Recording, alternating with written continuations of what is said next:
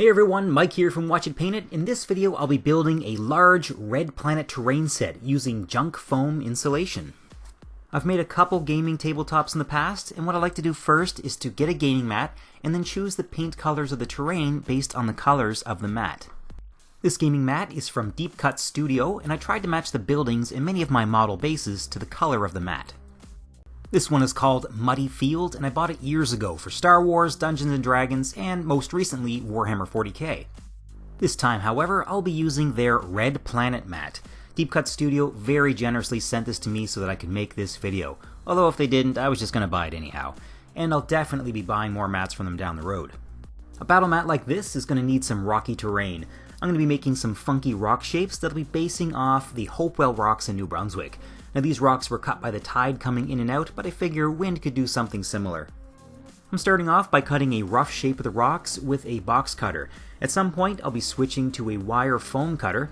If you already have one of these or plan on getting one, you don't have to get too crazy with the shaping of the rocks at this stage. If you don't plan on getting a foam cutter, then you should get very crazy with the rock shaping at this point. It's definitely possible to do all this work with a sharp knife, it just takes a little bit longer, and you always run the risk of getting impatient at this stage and cutting yourself. I've done it many times. But I've seen people far more experienced than me doing all of this with just a knife. Once I have some rough cuts made, I'm going to glue the pieces together with a glue gun. In case you're wondering, this is a Gorilla Glue gun, and I'm using Gorilla Glue sticks, which can melt at either low or high heat. I don't know if all glue sticks can do that, but these ones do. I'm going to be using the low heat setting for this because I don't want to melt into the foam. You can see that I'm not applying the glue too close to the edges of the foam. That's because I plan on cutting the edges off. Your knife or foam cutter can go through the glue, but it does slow things down a bit if you're cutting through tough layers of glue.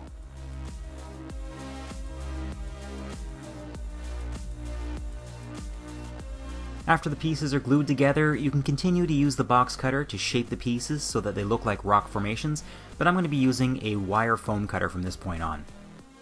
I've heard that melting insulation foam or high density foam board can create some nasty fumes, so I'm doing this inside of the fume hood for my airbrush and wearing a mask. For some of the bigger pieces, I'm going to be going outside. So you can see that I'm cutting some wavy patterns into the rock and trying to keep it random. I'm also trying to blend the pieces together so it's not super obvious that I just glued together a bunch of foam. I'm also planning out as I go. I created a couple stone arches, but I want to make sure that some of my larger miniatures can fit through it. Now I gotta say, the foam cutter does make things a lot easier, and a lot less mess than a knife. I can't really give you any tips on which ones to buy. I've only ever used this one. It's from Hobby Scenics and cost about 30 bucks American. At this point I'm trying to make this look like one solid piece of foam and to get rid of all the flat surfaces. There are some gaps between the pieces and those are going to get filled later. Also, some of the flat areas are really hard to get at with this foam cutter, so for those I'm going to be using a texture paste to give them a rough surface.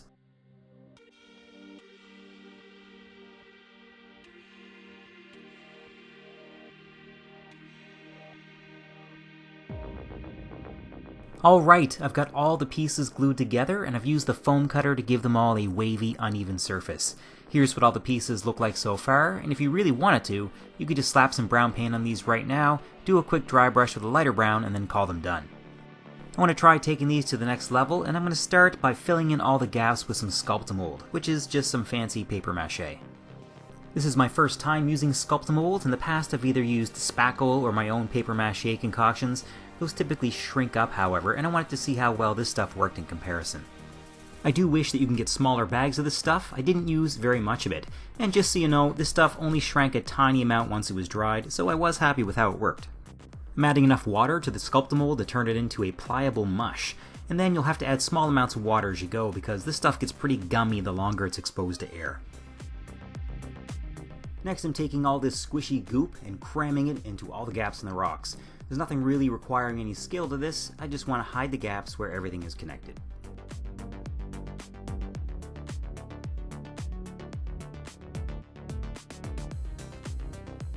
Okay, now that all the pieces have the sculpting compound on them, I'm giving this 24 hours to dry and harden. Next I want to cover up some of the flat areas on a few of the pieces. I'll be adding some cedar bark chips to simulate rocks. And the color of these is pretty much spot on for what I wanted, so I didn't even need to add much paint to them. I picked up a bag of these bark chips in the garden center at a hardware store.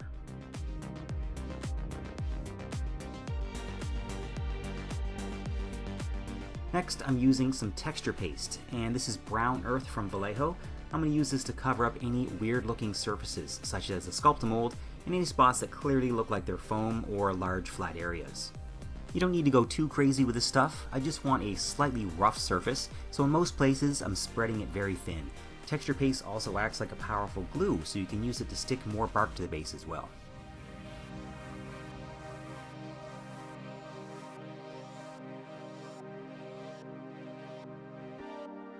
Now before that completely dries, I'm going to add a few pebbles to the texture paste.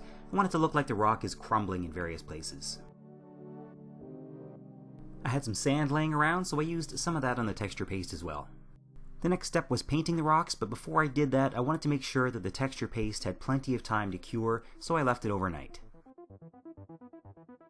The first layer of paint is going to be a brush-on primer, good old Mod Podge. I'm mixing this with some super cheap craft paint, and I thought that some inks might help darken this a bit more, but they were pretty ineffective.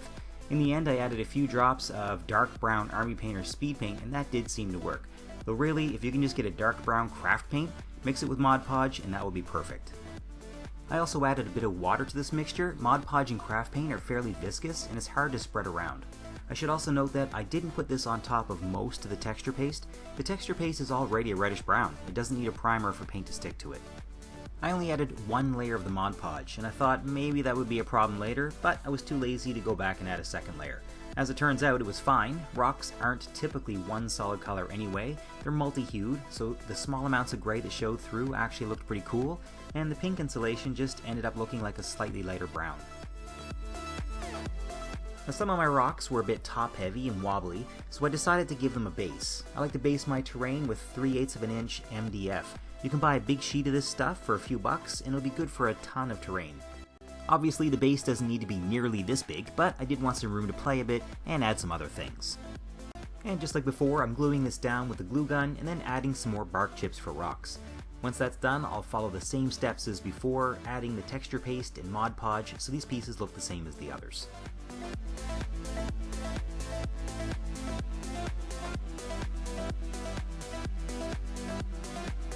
Texture paste is kind of expensive, so for these large bases I'll mostly be using sand and pebbles to cover it. I'm mixing PVA glue with a small amount of water, and then dumping the sand and rocks on top.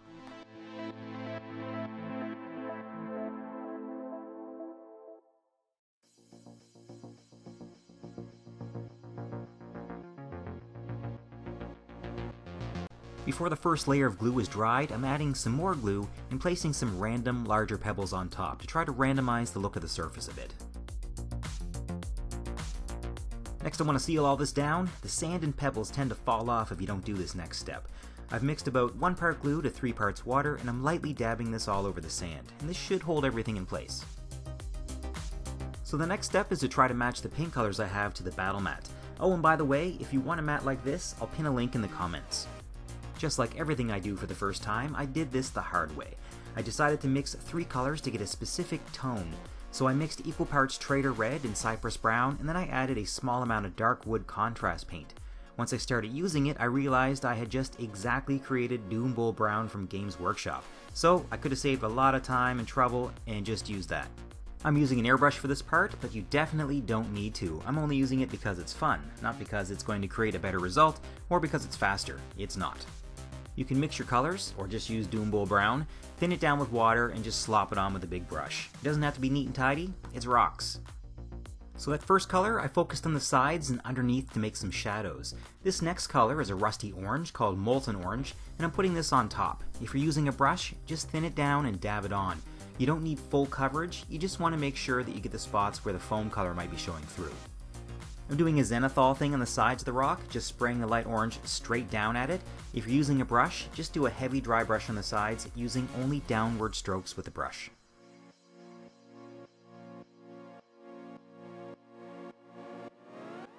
Next I'm doing 2 layers of dry brushing. The first is with Parasite Brown, which is a light orange brown, and then with Desert Yellow. The first color I'll be focusing in the darker areas to give some definition to the rock shapes and to add some more color variation. It's also going to help blend the color of the bark into the rest of the rocks. Next I'm switching to the Desert Yellow. The main purpose of this color will be to make all the sharp edges pop and give everything a unified look.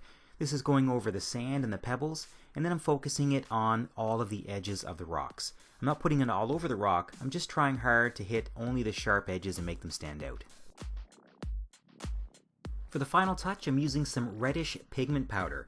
This is a heavy rust color from Vallejo, and you don't need to use pigment powder for this step, you can just use a deep red paint.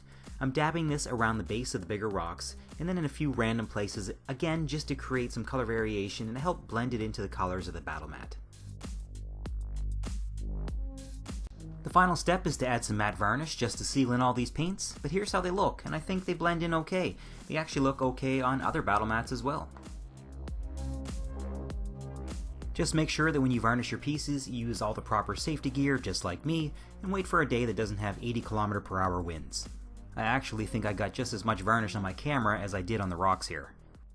Thanks again to Deep Cut Studio for sending the inspiration for this terrain in the form of a battle mat. Be sure to check the comments if you want a link to their online store. Also, thanks to all of our patrons for your continued support of the channel. If you have any questions or suggestions, let me know in the comments. If you have any complaints, please address them to Ben. I hope you enjoyed this video, and thanks for watching.